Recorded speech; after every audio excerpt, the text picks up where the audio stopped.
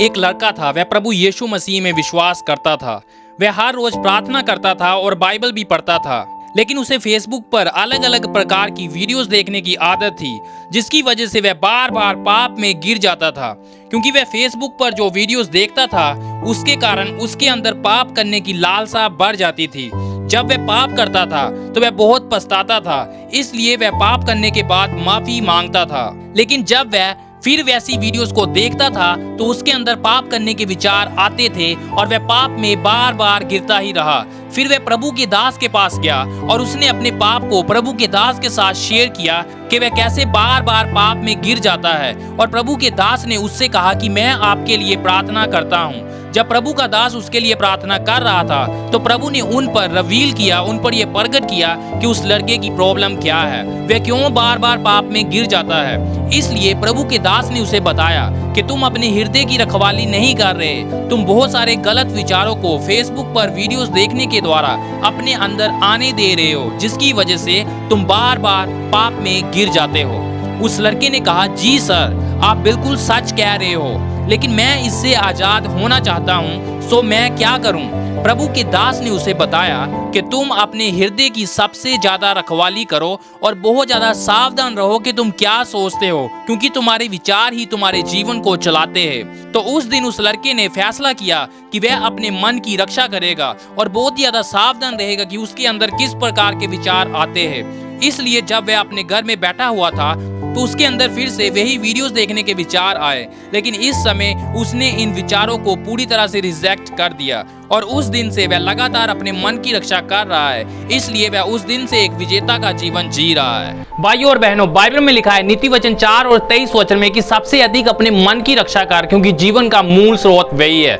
लेकिन आज भी बहुत सारे मसीही लोगों की ये एक बहुत ही बड़ी प्रॉब्लम है कि वो अपने मन की रक्षा नहीं करते। उनका मन एक खुले हुए मैदान की तरह है, जहां पर कोई भी आता जाता रहता है। यहाँ पर कई प्रकार के जानवर घूमते रहते हैं। एक ऐसा खुला हुआ मैदान, यहाँ पर कोई भी आकर कूड़ा करकट फेंक कर चला जाता है। और बहुत सारे मसीहियों के मन भी आज वैसे ही है। जब शैतान उनके मन में अलग अलग प्रकार के विचारों को डालता है, या इस दुनिया की चीजें उनके अंदर अलग अलग प्रकार के विचारों को डालती है, तो वह उन विचारों को एक्सेप्ट कर लेते हैं और उन विचारों के अनुसार वो अपने जीवन को जीना शुरू कर देते हैं। लेकिन बाइबल में लिखा है कि तुम सबसे अधिक अपने मन की रक्षा करो, क्योंकि जीवन का मूल स्रोत वही है। यानी आपका जीवन किस दिशा में जाएगा, ये सारा कुछ आपका हृदय निर्धारित करेगा, वो आपका हृदय तय करेगा। सो अभी क्वेश्चन ये है कि हम अपने हृदय की रखवाली कैसे कर सकते हैं। सो यदि आप अपने हृदय की रक्षा करना चाहते हो तो आपको क्या करना होगा। मान लीजिए कि आप अपने घर के दरवाजे के बाहर खड़े हो और कोई व्यक्ति अंदर आना चाहता है, लेकिन आप उसे अंदर जाने की परमिशन नहीं देते। आप उससे कहते हो कि नहीं, तुझे अंदर जाने की परमिशन नहीं है, तुझे बाहर ही खड़ा रहना होगा, या तू यहाँ से भाग जा, क्योंकि तुझे अंदर जाने की परमिशन बिल्कुल भी नहीं है। यानी आप उस व्यक्ति को अपने घर के अंदर जाने से रोकते हो। यही है अपने मन की रक्षा करना। हर प्रकार का विचार जो परमेश्वर के वचन के विरुद्ध है, उसको आप अंदर ना जाने दे, लेकिन उसे आप मना करे, अस्वीकार करे और कहे कि हर प्रकार का विचार जो परमेश्वर के वचन के विरुद्ध है, उसे मैं अंदर नहीं जाने दूंगा। जब आप ऐसा करोगे तो उस समय आप अपने हृदय की रक्षा करोगे। सो कोई भी ऐसा विचार जो परमेश्वर के वचन के विरुद्ध है, कभी भी उसे अपने हार्ट के अंदर ना जाने दे, क्योंकि यदि वह विचार आपके हार्ट के अंदर चला गया तो वो विचार आपके जीवनों को चलाना शुरू कर देंगे।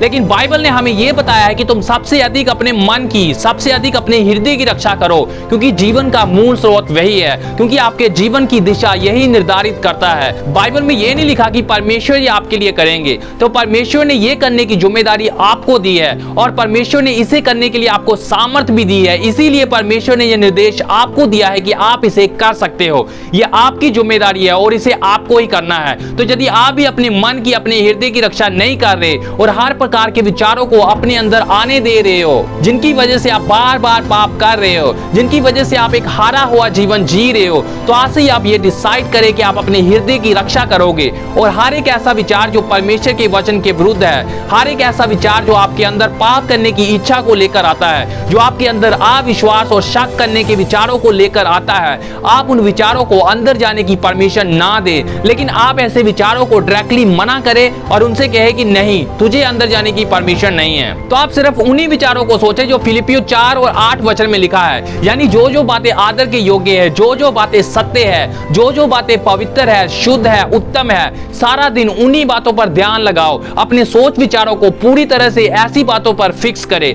जब आप ऐसा करोगे, जो फिलिपियो 4 और 8 वचन में जो चीजें लिखी है, जब आप उस वचन के अनुसार अपने सोच विचारों को उन चीजों पर केंद्रित कर लोगे, तो आप एक अलग प्रकार का जीवन जीना शुरू हो जाएंगे। आप में से कितने लोग आज से ये फैसला करते हैं कि वो अपने हृदय की रक्षा करेंगे? नीचे कमेंट्स में जरूर बताएं। और यदि आप ये जानना चाहते हो कि शैतान हमसे कैसे बात करता है, तो आप यहाँ पर क्लिक करके हमारा वह वीडियो देख सकते हो। और यदि आप ये जानना चाहते हो कि परमेश्वर हमसे कैसे बात करते हैं, तो आप यहाँ पर क्लिक करके वह वीडियो देख सकते हो। हम अपने चैनल पर ऐसे ही वीडियोस अपलोड करते रहते हैं। तो यदि आप ऐसे और वीडियोस देखना चाहते हो, तो अभी हमारे चैनल को सब्सक्राइब करें और नोटिफिकेशन को ऑन कर ले। Thank you very much for watching this video.